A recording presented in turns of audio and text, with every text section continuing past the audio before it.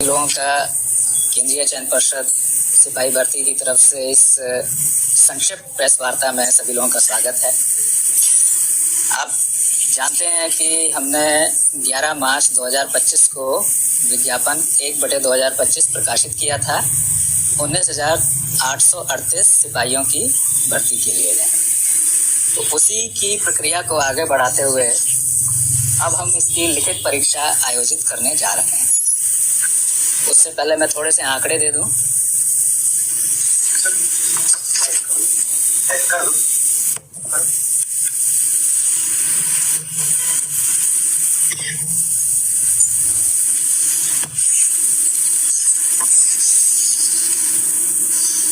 ग्यारह मार्च को हम लोगों ने विज्ञापन प्रकाशित किया था और 18 मार्च से आवेदन आमंत्रित करने शुरू किए, जो कि 25 अप्रैल तक चले। पहले 18 अप्रैल तक रखी थी उसकी डेट, उसको 25 अप्रैल तक बढ़ाया था, क्योंकि मार्च और अप्रैल के महीने में कई तरह के अवकाश आदि थे जिनकी वजह से बैंक आदि बंद हुए थे। तो इसलिए लोगों को ध्यान में रखते हुए उसको 25 तक बढ़ाया था।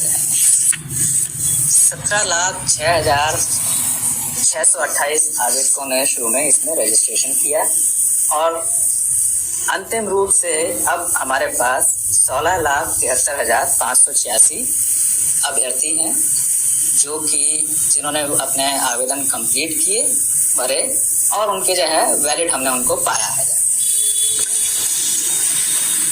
जो 17,06,628 आवेदन थे उसमें से 10,947 आवेदन पूर्ण नहीं थे, यानी उन्होंने रजिस्टर किया लेकिन फॉर्म भरा नहीं पूरा। 20,940 आवेदकों ने जो है अपना रजिस्ट्रेशन कैंसिल कर लिया था जो है, और उसके बाद 1,155 को जो है हम लोगों ने वैलिड नहीं पाया था। इनकी सूची भी हम लोगों ने 6 जून को प्रकाशित की है। तो इस तरह से अब 16,73,586 हमारे वैलिड अभ्यर्थी हैं। इनकी परीक्षा हम 16 जुलाई 2025 से प्रारंभ करके 3 अगस्त 2025 तक के बीच में 6 चरणों में लेंगे। तो ये 6 चरण हमारे 16 जुलाई, 20 जुलाई, 23 जुलाई, 27 जुलाई, 30 जुलाई और फिर उसके बाद 3 अगस्त है। 16 जुलाई, 20 जुलाई, 23 जुलाई, 27 जुलाई, 30 जुलाई और फिर 3 अगस्त। इन 6 चरणों में जो है हम परीक्षा आयोजित करेंगे। राज्य के 38 हमारे रेवेन्यू डिस्ट्रिक्ट हैं। डिस्ट्रिक्ट हेडक्वार्टर्स में 627 सेंटर्स में आयोजित की जाएगी। एक शिफ्ट में यानी एक दिन में करीब 2.5 लाख से 3 लाख के बीच में अभ्यर्थी हमारे इसमें पार्टिसिपेट करेंगे। तो इसके बारे में परीक्षा की जो हमारी तैयारी की गई है उसके बारे में मैं थोड़ा सा आपको ब्रीफ कर देता हूँ। पर्षद, पुलिस मुख्यालय और राज्य सरकार हमारे द्वारा जो है इसके लिए जो है अच्छे संचालन के लिए व्यापक तैयारियां की जा रही हैं। राज्य प्रशासन के जो वरीयतम स्तर हैं उनसे भी जो है सही समय पर सभी जिला पदाधिकारियों और सभी पुलिस अधीक्षकों के साथ समीक्षा बैठकें की जाएंगी और उन्हें कड़ाई से स्वच्छ परीक्षा संपादन के लिए मार्गदर्शन भी दिया जाएगा। ये सही समय आने पर अभी हमारे पास समय है। परीक्षा के सुचारू और कदाचार मुक्त संचालन के लिए राज्य सरकार ने जिला पदाधिकारी को एग्जाम कोऑर्डिनेटर और जिला पुलिस अधीक्षक को एग्जाम कोऑर्डिनेटर इनको भी नामित किया हुआ है। केंद्रीय चयन पर्षद सिपाही भर्ती की जितनी भी परीक्षाएं हैं उनके लिए डिस्ट्रिक्ट मजिस्ट्रेट्स और सुपरिटेंडेंट ऑफ पुलिस ये हमारे कोऑर्डिनेटर्स और को कोऑर्डिनेटर रहते हैं। राज्य के हमारे जो जितने भी साइबर थाना है और आर्थिक अपराध इकाई के स्तर से सोशल मीडिया आदि पर परीक्षा से संबंधित निगरानी की जा रही है और संदिग्ध बातों अथवा व्यक्तियों पर भी नजर रखी जा रही है और इसे आगे आने वाले समय में हम इसे और सघन करते जाएंगे जैसे जैसे समय नजदीक आता रहेगा। स्थानीय पुलिस के द्वारा है परीक्षा और परीक्षा से पूर्व हॉस्टल, लॉज, कोचिंग सेंटर्स और इसी प्रकार के अन्य संस्थान जहां अभ्यर्थियों और छात्रों आदि का जमावड़ा हो सकता है वहां पर निगरानी और आसूचना संकलन वहां पर किए जाते हैं।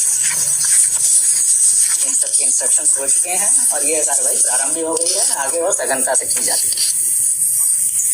परीक्षा केंद्र पर अगर हम जो है व्यवस्थाओं की बात करें तो स्वच्छतापूर्ण और कदाचार मुक्त रूप में जो है इसको हम संपन्न कर सकें, इसलिए प्रत्येक कक्ष जो है एग्जामिनेशन हॉल के प्रत्येक कक्ष और अन्य महत्वपूर्ण स्थानों पर सीसीटीवी की से निगरानी की जाएगी और उसकी लाइव फीड परिषद मुख्यालय के नियंत्रण कक्ष में रहेगी, जहां से उसको हम मॉनिटर भी कर सकते हैं और उसके आधार पर आगे जो है इंस्ट्रक्शंस भी पास ऑन कर सकते हैं। हर एक कक्ष में जैमर भी जो है लगाए जाएंगे और जो कि 5G और वाईफाई यानी मोबाइल नेटवर्क को जो है वो जैम करने की क्षमता रखते हैं।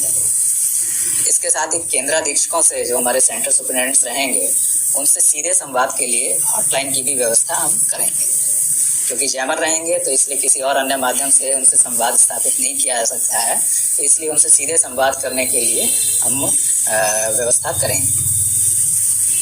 अभ्यर्थियों से संबंधित कुछ सूचनाएं हैं जो आपके माध्यम से सभी हमारे जो कैंडिडेट्स हैं उनको अवगत करना चाहेंगे। अभ्यर्थियों को उनके गृह जिला में प्रवेशिका केंद्र आवंटित नहीं किया गया। किसी भी कैंडिडेट को होम डिस्ट्रिक्ट एलोकेटेड नहीं है। जिला, तिथि और केंद्र आवंटन का कार्य है ये हमने रैंडमाइजेशन तरीके से किया है, जिससे कि एक तरह से जो है कहें कि रैंडम वे में जो है उनको किस डेट और किस जिले में जाना हो सकता है वो पता चलेगा। 20 जून से हमारे सभी कैंडिडेट्स हमारी वेबसाइट पर जाकर के परीक्षा तिथि और जिला की सूचना देख सकते हैं।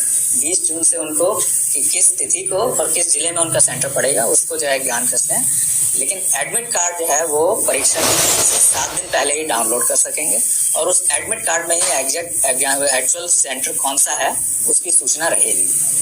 तो 7 दिन पहले जो है उनको परीक्षा केंद्र का नाम पता चलेगा, लेकिन 20 जून से वो अपने तिथि और जिला, किस जिले में उनका सेंटर पड़ने वाला वो देख सकते हैं।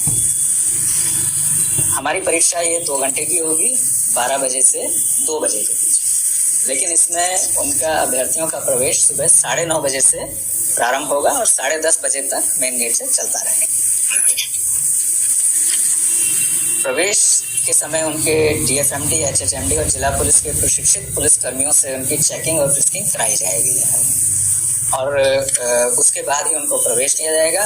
वहीं पर उनकी पहचान के लिए जो है सेंटर में और एग्जामिनेशन कक्ष में परिषद द्वारा निर्गत जो ई प्रवेश पत्र होगा, जो हमारा जो प्रवेश पत्र है उसी के माध्यम से और उसके साथ साथ पहचान पत्र एक ले जाना होगा उन्हें, जो आधार कार्ड हो सकता है, पासपोर्ट हो सकता है, पैन कार्ड हो सकता है, मतदाता पहचान पत्र हो सकता है। उसके साथ ही उनको प्रवेश की अनुमति होगी। मतलब बिना एडमिट कार्ड के जो हमारा निर्गत है उसके बिना वो प्रवेश नहीं कर सकते। साथ में उनको अपना एक पहचान सुनिश्चित करने वाला एक पहचान पत्र भी ले जाना होगा। परीक्षा कक्ष में कैंडिडेट्स के हाथों के हम जो है अंगूठों के निशान, उनके फोटो और शॉर्ट वीडियो लेंगे। ये हमारा जो है उनका बायोमेट्रिक्स कलेक्शन रहेगा, जिसका उपयोग हम उस समय उनकी पहचान के लिए और बाद के जो चरण होंगे उसमें भी जो है उनकी पहचान करने और इम्पर्सोनेशन यानी प्ररूप धारण की संभावनाओं को नकारने के लिए उपयोग करेंगे। अभ्यर्थी परीक्षा केंद्र में किसी भी तरह की लेखन सामग्री जैसे पेन, पेंसिल वगैरह नहीं ले जा सकेंगे। उनको OMR शीट बेस हमारा जो है एग्जाम है, तो OMR शीट को भरने और उससे कैलकुलेशन वगैरह अगर कुछ उसमें आवश्यकता है तो उसके लिए आवश्यक हो तो पेन हम प्रश्न पुस्तिका के साथ ही उपलब्ध कराएंगे, तो वो हमारी तरफ से दिया जाएगा। उनको किसी भी तरह के लेखन सामग्री और जो दूसरी चीज़ों पर प्रतिबंध रहता है, इलेक्ट्रॉनिक सामान वगैरह जो है उस सब पर प्रतिबंध रहेगा ही, लेखन सामग्री भी वो नहीं ले जाएंगे, उनको हमें उपलब्ध कराएंगे।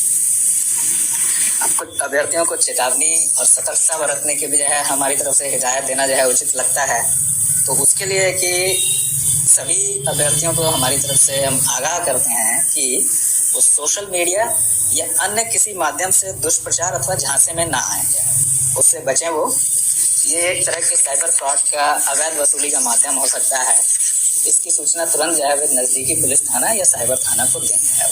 अगर उनको किसी भी तरह से किसी माध्यम से कोई कांटेक्ट करने, अप्रोच करने की कोशिश करता है एग्जाम से संबंधित किसी बात में, किसी तरह के प्रलोभन का या कोई और दूसरे झूठे आश्वासन का, तो इमीडिएटली वो थाने को सूचित करें और हो जाएगा। ये अवैध उगाही का ही माध्यम होगा, इसके अलावा इसका और कुछ नहीं है।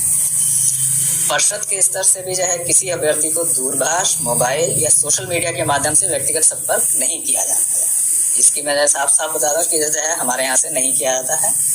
परिषद और अभ्यर्थियों के बीच में जो संवाद है उसका माध्यम हमारी जो है वेबसाइट है, उस पर जो सूचनाएं हम प्रकाशित करते हैं, या अभ्यर्थियों के आवेदन में जो रजिस्टर्ड ईमेल या मोबाइल नंबर है उन पर जो प्री रिकॉर्डेड ग्रुप मैसेजेस हैं उनके माध्यम से हम उनको जो है करते हैं, और कोई दूसरा माध्यम हमारे यहाँ से नहीं है। अगर इसके अतिरिक्त किसी अन्य स्वरूप में कोई उनसे संपर्क करता है या प्रयास करता है तो इसकी सूचना थाने को देंगे। एक बात और कि परीक्षाओं की निष्पक्षता और स्वच्छता को बनाए रखने के लिए बिहार सरकार ने बिहार लोक परीक्षा अनुचित साधन निवारण अधिनियम 2024 जैसा कड़ा कानून अधिनियमित किया है। तो 2024 में उसकी अनुसूची में भी जो है हमारा केंद्रीय चयन पर्षद सिपाही भर्ती की परीक्षाएं जो आयोजित करते हैं वो सब उसमें सम्मिलित हैं। यानी कि हमारी जो भी परीक्षाएं हैं वो उस एक्ट के तहत जो है उसमें हमारी जो है लागू है, हमारा एक्ट उसमें जो है।